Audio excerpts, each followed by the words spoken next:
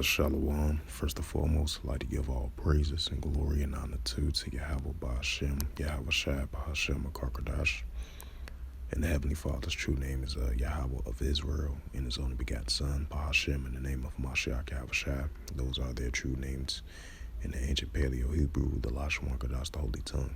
And I say Shalom to the elders for preaching the word truthfully and sincerely. And Shalom to the Akim scattered through the four corners of the globe, preaching the word truthfully and sincerely as well too. I say Shalom. And Shalom to the Akwaf sisters as well too. And I say Shalom. And this is a sit-down lesson of this news article that I want to bring out. As we've been seeing, the tensions been increasing quite a while now between North Korea versus South Korea, Japan, and the United States. And this is a news article from the diplomat.com. While you had, I would say like a month and a half ago, when you had the recent visit of North Korea, visit the President Vladimir Putin, and visit the far east of Russia, as he had a tour over there in that area, as the alliance started to increase between Kim Jong-un and Vladimir Putin.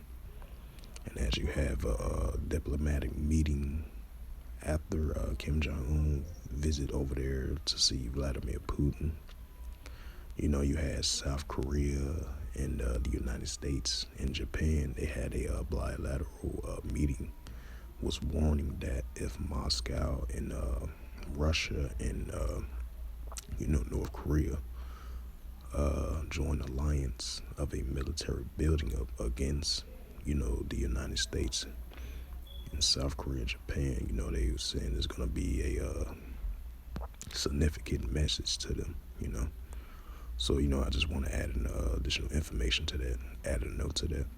But in the meantime, this is a news article from diplomat.com, and it reads, the U.S. aircraft carrier arrives in South Korea as North leader Kim Jong-un exchanged message with Putin, which is the president of Russia. The USS Ronald Reagan and the battle group came to southeastern South Korean part of the basin after participating in a trilateral South Korea, U.S., Japan maritime exercise. And this was October the 12th. Hong Jin Kim, published by him from the diplomatic.com. And it says the U.S. nuclear power aircraft carrier arrived in South Korea on Thursday in a demonstrating of strength against North Korea, as the North leader reaffirms his push to bolster ties with Russia.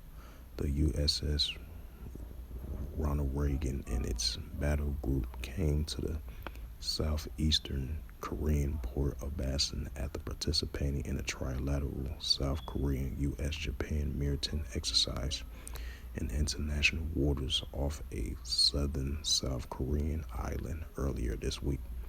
The South Korean defense minister says the aircraft carrier is to stay in the basin until next Monday as part of the bilateral agreement enhancing regular visibility of the U.S. strategic access to the Korean Peninsula in response to North Korea's advancing nuclear program, according to the earlier defense ministry statement.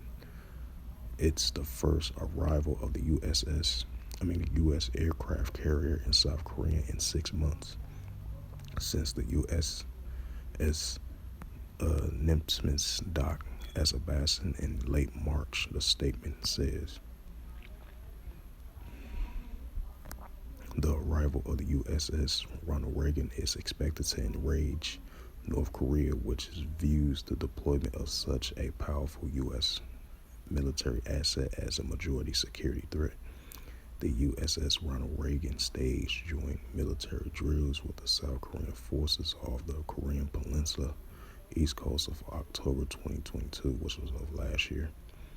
North Korea said in a carrier deployment was causing credibly huge negative splash in the regional security and performance ballistic missile tests. The U.S. carrier Latest arrival comes as a concerning growing that North Korea is pushing to sophisticating weapons technology from Russia in exchange for supply ammunition to refill Russia's conventional arms stores, exhausting by its protracted war with Ukraine. Such concerns flare after North Korean leader Kim Jong-un visited Russia's Far East last month to meet President Vladimir Putin in aspects of weapons making facilities.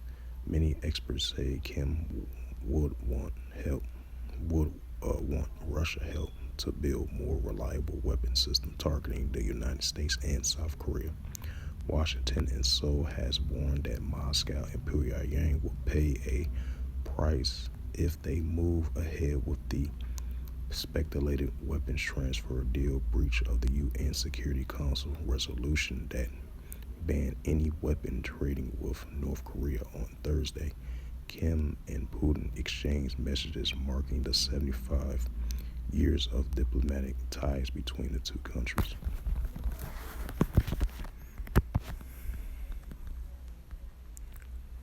So lock here. Bring up that Matthew 24 and verse 6. This is the book of Matthew, chapter 24 and verse 6. And ye shall hear of wars and rumors of wars. See that you be not troubled, for all these things must first come to pass, but the end is not yet. So with that, hopefully this sit-down lesson was edifying of this recent news article from the diplomatic.com. As I've stated once again, the tension's been increasing quite a while between North Korea versus South Korea, Japan, and the United States, while the alliance are increasing between North Korea and Russia as well too. As it says again, the U.S. aircraft carrier arrives in South Korea as North leader Kim Jong-un exchanged messages with President Vladimir Putin of Russia. So with that, hopefully this sit-down lesson was edifying. And with that, I'd like to give all praises and glory and honor to Yahweh Ba'Hashem, Yahweh Shai Ba'Hashem HaKarkadash.